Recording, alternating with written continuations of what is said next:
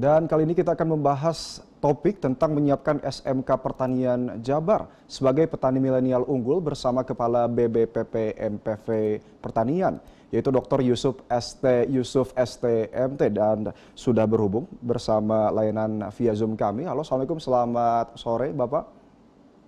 Selamat sore, Mbak. Ya. Kabar baik Pak Yusuf? Alhamdulillah, kabar baik dan sehat walafiat. Semoga Bapak juga dalam keadaan sehat walafiat. Alhamdulillah, amin. Baik Pak Yusuf, boleh dijelaskan bagaimana peta SMK Pertanian yang ada di Jawa Barat? Baik, terima kasih. Kami Balai Besar Pengembangan Penjaminan Mutu Pendidikan Vokasi Pertanian yang berkantor di Cianjur, Provinsi Jawa Barat, memiliki wilayah binaan secara substansi itu adalah seluruh wilayah Indonesia. Dan beberapa program yang merupakan turunan dari program Kemdikbudristek, kami juga menangani beberapa sekolah SMK Pusat Keunggulan. Dan di mana berdasarkan dari pembagian wilayah untuk menangani SMK Pusat Keunggulan ini kami memiliki 7 provinsi binaan.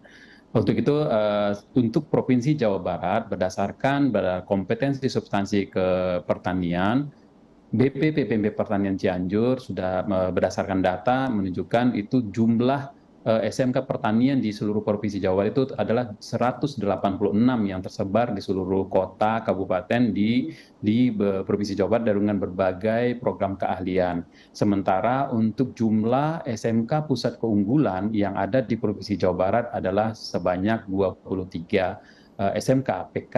Demikian, Pak. Baik Pak Yusuf, terkait SMK Pusat Keunggulan tadi disebutkan juga jumlahnya, ini yang menjadi pembeda ataupun sebuah apa ya Pak ya, sebuah program unggulan itu sendiri itu seperti apa Pak yang dimaksud dengan SMK Pusat Keunggulan itu Pak? Pusat.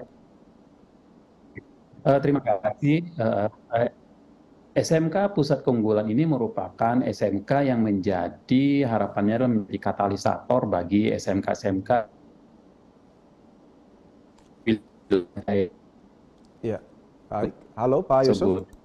Di mana beberapa kekasan dari SMK Keunggulan adalah di SMK ini sudah melakukan sinergi dengan dunia kerja dan industri seperti itu. Ya, sudah Baik. Pak. Baik, pertanyaan selanjutnya terkait pihak lain ataupun stakeholder yang bekerja sama dengan program ataupun SMK Pertanian di Jabar ini seperti apa Pak? Yang stakeholdernya, terima kasih, dalam rangka untuk membentuk ya sesuai dengan mengacu pada visi dari Kemendikbudristek RI dengan harapan generasi emasnya pada tahun 2045.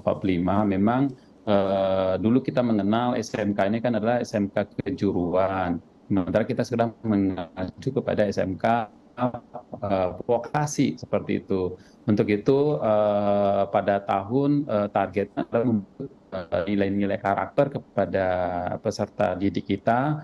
Kemudian juga SMK PK ini lebih juga sudah bersinergi dan selaras dengan kurikulum industri. Dan ada beberapa SMK yang memang SMK PK ini adalah yang dipilih dan dinilai oleh dari pusat, dalam hal ini Direktorat Vokasi, Direktorat PSMK, di mana nanti ada SMK PK yang terpilih secara reguler dan ada juga SMK Pusat Keunggulan yang pemadanan dengan industri seperti itu, Pak. Baik, untuk harapan itu sendiri terkait siswa-siswa yang nantinya lulus ini dibentuk menjadi apa Pak? Apakah diharap hanya menjadi petani saja ataupun juga diarahkan ke usaha-usaha ataupun bidang pertanian juga Pak? Terima kasih.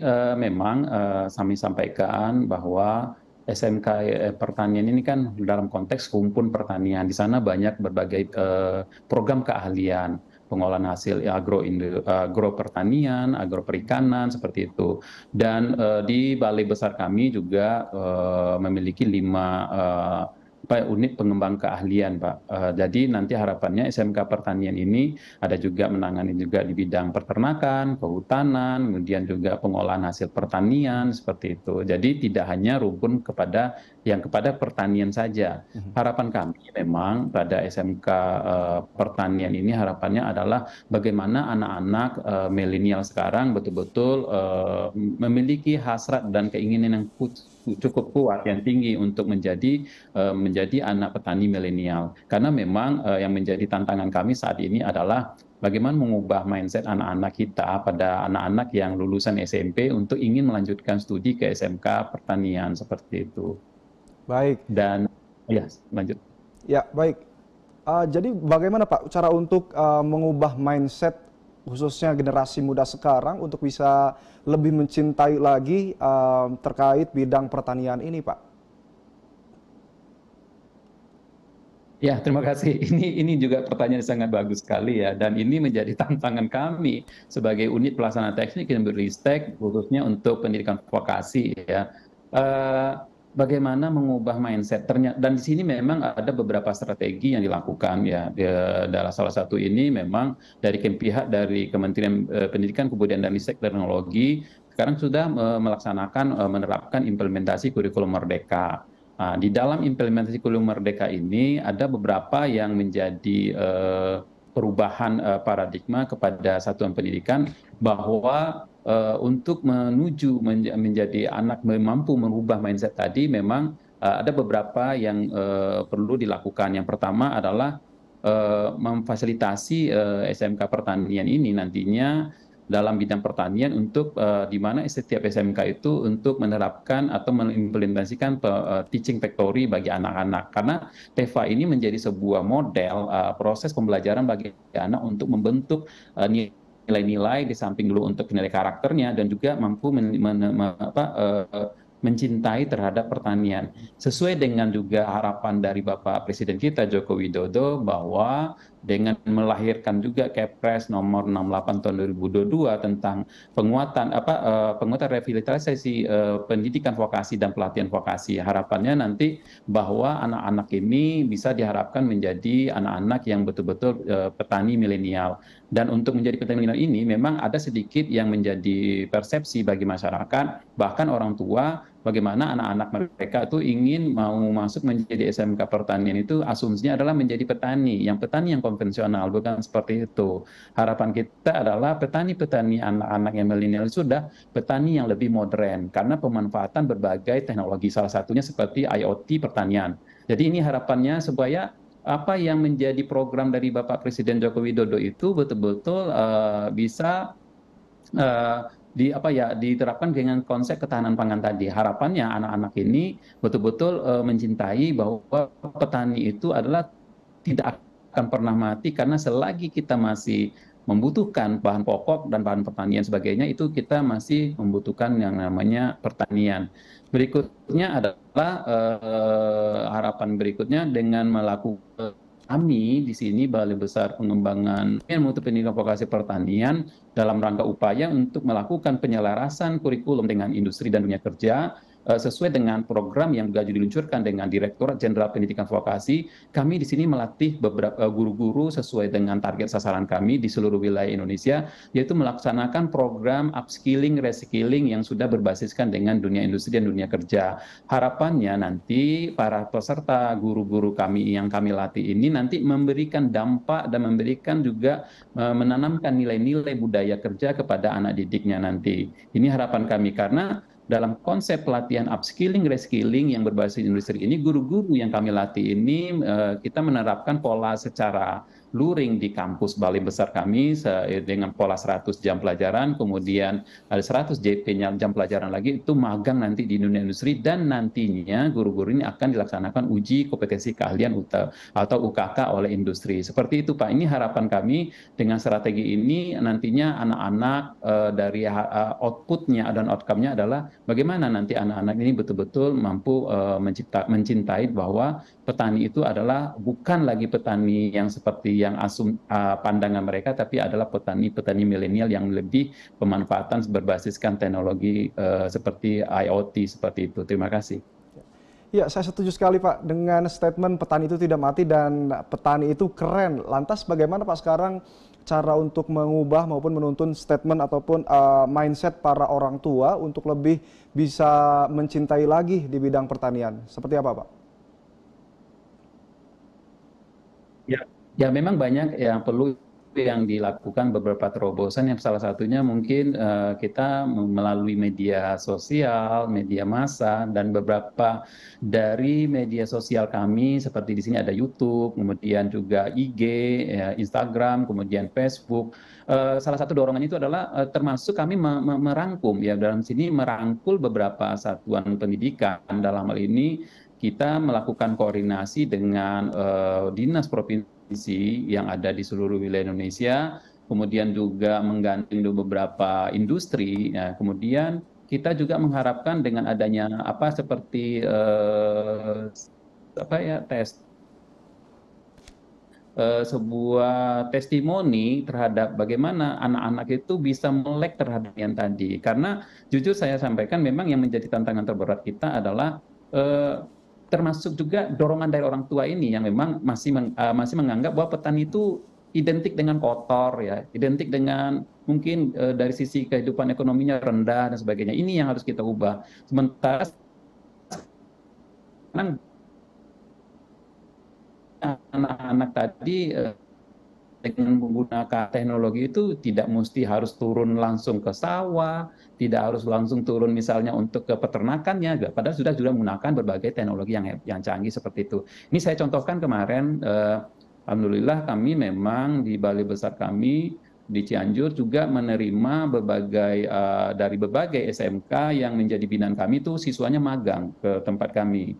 Dan alhamdulillah mereka begitu kami tanya, saya langsung turun ya menanyakan kepada siswa-siswa tersebut. Saya tanya salah seorang siswa dari SMK PP yang ada di Lembang, magangnya tempat kami. Saya tanya, ini anak ini adalah perempuan. Saya tanya, kamu kenapa kamu ingin mau menjadi apa ya, mau memilih SMK pertanian? Padahal pertanian itu kan kamu lihat di sini identik kalau orang mengatakan kotor, misalnya berjemur dengan panas dan sebagainya. Dia langsung jawab dengan spontan, Pak ini adalah apa ya passion saya dan saya yakin dengan apa yang saya pilih ini nggak salah karena orang tua saya petani, kedua-duanya petani. Saya ingin menjadi bahwa petani yang saya geluti nanti bukan seperti orang tua saya. Saya sudah memanfaatkan teknologi seperti itu.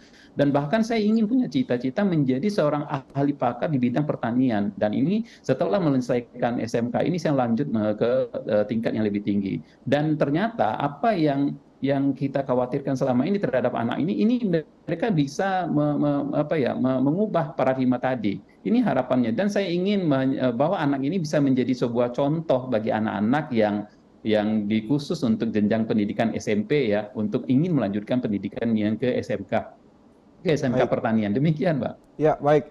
Baik, tadi sempat disinggung ya Pak ya, terkait beberapa fasilitas yang baik sekali diberikan kepada para siswanya. Lantas kalau boleh tahu fasilitas seperti apa Pak yang diberikan kepada siswanya? Lalu selain itu juga bagaimana antusias para tenaga pendidik yang telah mendapatkan program upskilling?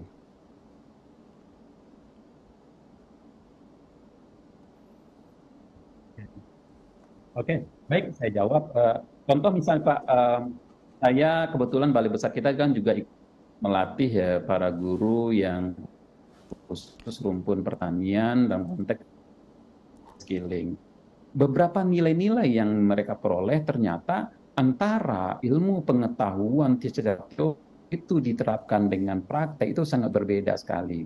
Makanya pada kami ketika kita melakukan diklat upskilling, reskilling, para guru juga kita latih magang di dunia industri dan ternyata apa yang mereka rasakan dunia kerja atau dunia budaya kerja yang ada di industri itu tidak pernah mereka dapatkan di dunia di satuan pendidikan ketika proses pembelajaran. Ini sangat penting sekali.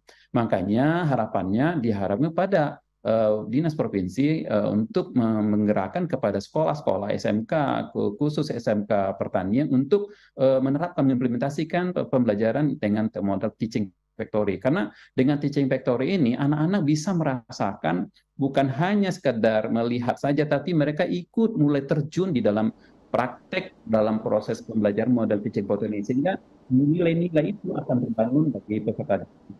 Seperti Apakah dilakukan juga Pak proses sosialisasi, monitoring maupun sampai kepada tahap evaluasi agar seluruh program ini bisa berjalan lancar? Jika dilakukan seperti apa Pak prosesnya? Alhamdulillah, kami Balai Besar Pengembangan Penjaminan Mutu Pendidikan Vokasi Pertanian, kami dalam hal melaksanakan kegiatan seperti upskilling, reskilling itu bukan hanya pada tataran pada pelaksanaan saja, tapi kami juga melakukan monitoring, evaluasi, dan juga melihat dari sisi refleksi dampak. Ketika kami melakukan evaluasi, bukan hanya kepada satuan pendidikan, kami juga duduk bersama dengan dari industri yang bekerja sama yang dengan kami. Contoh kami juga melakukan evaluasi, termasuk juga melakukan penilaian kepada industri yang bekerja sama dengan kami.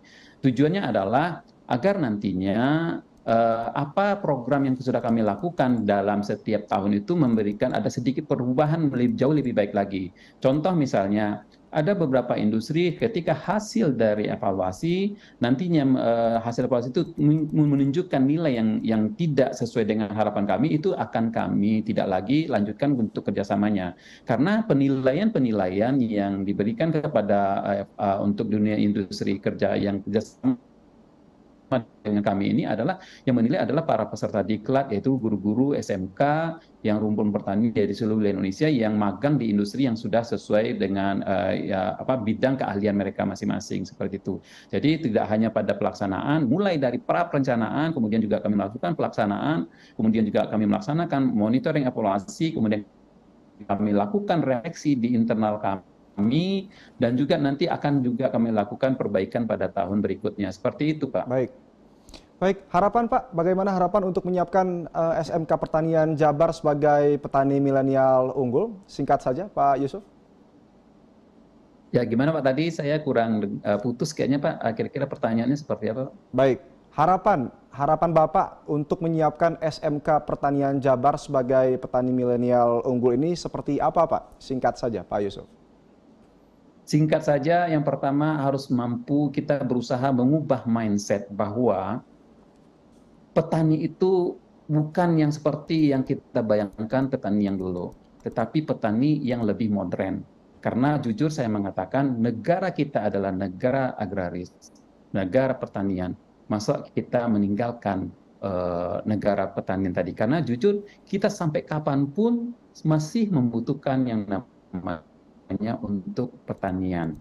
Jadi saya mengharapkan salah satunya mengubah mindset bahwa petani itu bukan petani yang konvensional, tetapi petani yang sudah petani milenial yang identik dengan berbagai macam pemanfaatan teknologi IoT yang sudah berkembang saat ini. Demikian, Pak.